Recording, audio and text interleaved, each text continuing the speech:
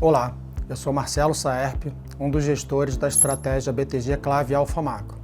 Vou falar um pouco sobre o cenário, nossas posições e a atribuição de performance do fundo no mês. Começando pelo cenário externo, o tema das tarifas continuou dando o tom dos mercados, principalmente na primeira quinzena do mês, com destaque para a reunião do secretário do Tesouro americano Scott Bessent com oficiais do governo chinês na Suíça.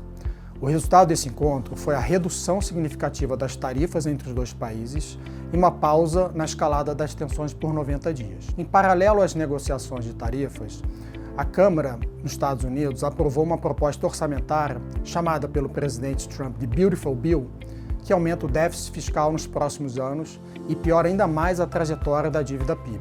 O projeto se encontra no Senado e, pelas discussões iniciais, será desidratado e ficará ainda mais frouxo, aumentando o déficit e a dívida pública. O projeto orçamentário trouxe ainda alguns pontos novos de preocupação, como o que está sendo chamado de Revenge Tax, uma taxa que seria aplicada sobre o capital investido por estrangeiros nos Estados Unidos e aplicada a países considerados injustos nas relações comerciais e diplomáticas com os Estados Unidos.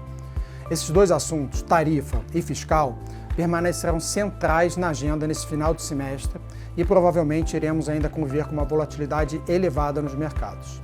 Do lado econômico, vale destacar uma revisão grande dos dados antecedentes de confiança, revertendo em grande medida as preocupações com os impactos da guerra comercial na atividade econômica, que poderiam colocar a economia americana em recessão. Essa hipótese não está completamente descartada, porém a sua probabilidade no curto prazo foi reduzida de forma significativa na nossa opinião. Nesse ambiente, mantemos posições vendidas em dólar, principalmente contra o euro, por acreditar que as medidas tarifárias, seguidas de outras iniciativas, como a possível taxação de capital estrangeiro, geram uma incerteza nova e significativa para investidores que possuem ativos nos Estados Unidos, podendo causar uma redução marginal de novos investimentos e até eventualmente a venda líquida de ativos ou a não renovação de aplicações que maturem.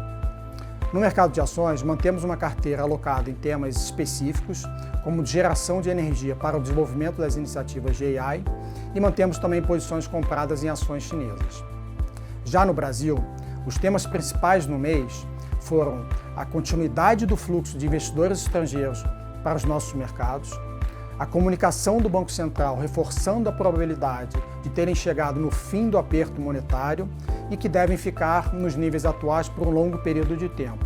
E, por fim, pelo governo, durante a apresentação do relatório bimestral, o anúncio de contingenciamento de gastos foi ofuscado pelo aumento do IOF para operações de crédito e de câmbio.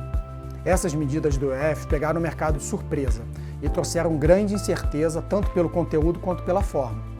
O intuito do governo, defendido pelo ministro Haddad, foi de aumentar a arrecadação, mas não passaram despercebidas pelo mercado as declarações sobre o uso da política fiscal ajudando a política monetária e, de forma bastante preocupante, o uso de mecanismos de possível controle cambial. Do lado econômico, se por um lado o IPCA 15 trouxe um pequeno alívio nas preocupações de curtíssimo prazo de inflação e o PIB veio um pouco abaixo do esperado, por outro lado, os dados de emprego mostram o mercado de trabalho apertado e, somados aos dados que indicam redução da capacidade ociosa da indústria, mantêm o alerta sobre a condução da política monetária nos meses à frente. Nesse ambiente, operamos de forma tática, protegendo o portfólio ao longo do mês, mas sem mudança relevante nos temas mais importantes, que continuam sendo uma posição aplicada em juro real, posições de inclinação de curva e posições de opções altista em índices de ações. Sobre a atribuição de performance no mês, os destaques positivos foram os books de ações globais e juro real no Brasil, e pelo lado negativo, os books de ações no Brasil, principalmente a parcela long e short. Já no ano, do lado positivo, destacamos os books de ações no Brasil, ações globais, juro real e inclinação, e do lado negativo, moedas e juros nominais. Esse último book compôs o portfólio como hedge nesse início de ano. Por hoje é isso, obrigado pela atenção e até a próxima.